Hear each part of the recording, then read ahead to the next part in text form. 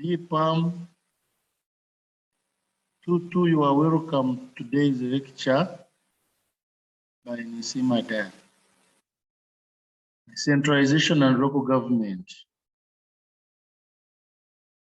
I'm still on the introduction. Last time we looked at definition of decentralization. Then we proceeded to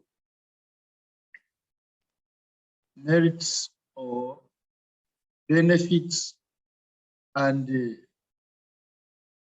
after looking at the benefits, we looked at problems encountered, benefits and then challenges.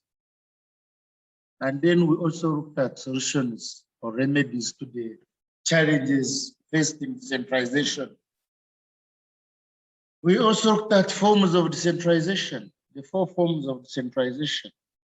Today, let us look at challenges of implementation of the decentralization policy. Challenges specifically for implementation. It is well known that Uganda is one of the poorest countries in Africa.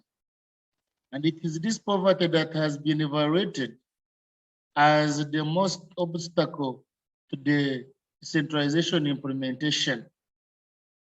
Besides the poverty, let us look at other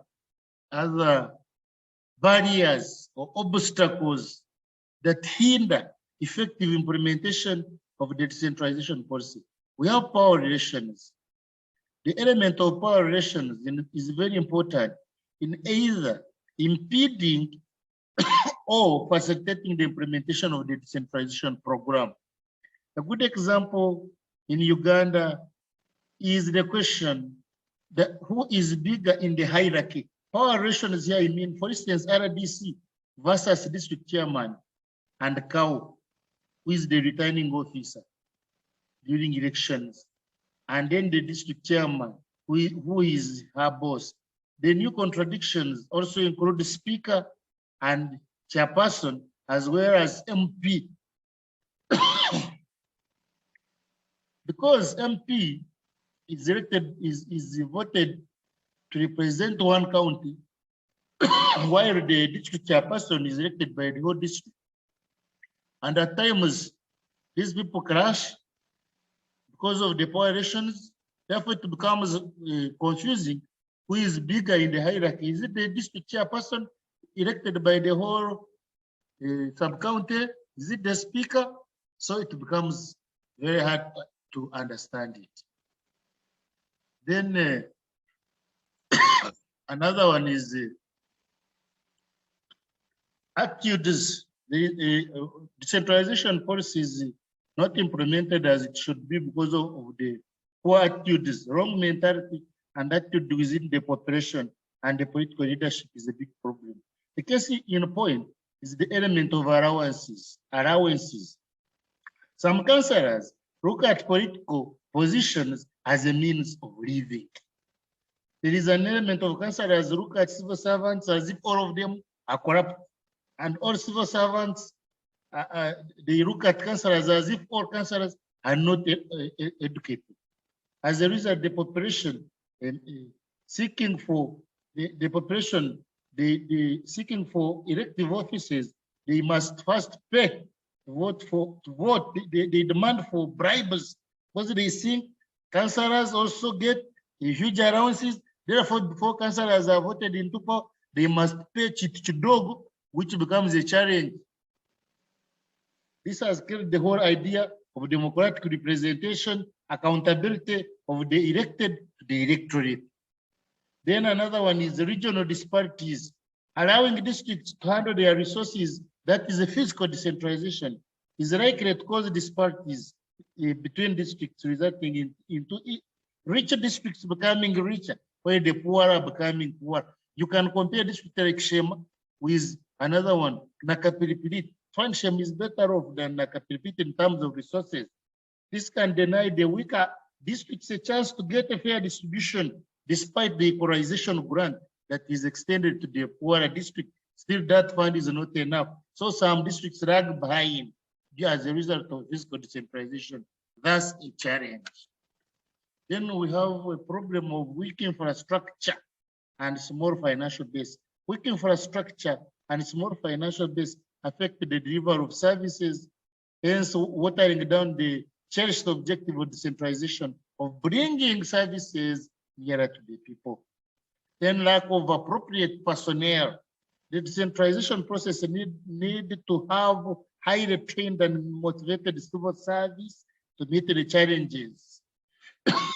There is a need to reconcile, to shock absorb and guide the whole process as efforts are being pursued to build the capacity of the personnel at the local government level. However, most local governments have inadequate, appropriate personnel who are not highly trained, and most of them in acting capacities. Thus, the challenge of implementation of decentralization policy. Also, there is another challenge of political appropriate culture. There is a need to have genuine people, institutions, and culture within the population. For instance, during the last election, political differences and opportunism emerged more profoundly than issues of merit as a major cylinder for electing political leaders. The people are voting not on merit, but voting for people because of what they were offered in terms of Chidogo. Then there is another challenge of implementation called ethnic tensions and sectarian tendencies. The fear of ethnic clashes and national disintegration, certain full blast decentralization. This has affected some regions and ethnic groups who are denied opportunity to take up positions of responsibility in the political hierarchies of local government. Some people are denied the opportunity because they are not born from there. Because you are born from Shema, then you find when you apply for a post in Gweju, you are denied the chance. That is a serious challenge of decentralization. There are other challenges of decentralization, like lack of enough funds, where even the rate of remittance of the funds, where funds coming from the center come late, and at the end of the time, they are returned to the center when service delivery is not on, is less on the ground, because funds are remitted late, and at the end of each financial year, the funds go back to the center, and this is a serious challenge because you find a district returning the funds when there is no work on the ground to show. And also, corruption has also impeded the process of decentralization seriously.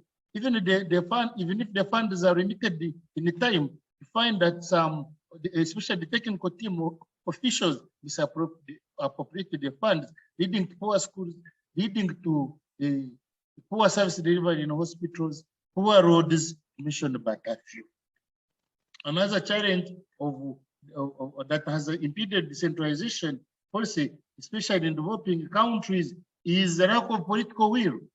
Lack of political will, lack of support at the top. Where you find that the government has other priorities, especially during budgeting. You find most of the resources are channeled towards other sectors, especially like defense, so that those regimes can remain in power for so long. And actually, you find that at this service delivery and decentralization also gets a challenge of being funded properly, since there is no government support priorities in other sectors. Briefly, let us look at another topic, and this topic is called the Code of Conduct. Code of Conduct. Code of Conduct and Code of Conduct. Code of Conduct and Code of Conduct and Ethics for public servants in local government. The political, social, and economic development in Uganda requires a leadership which is disciplined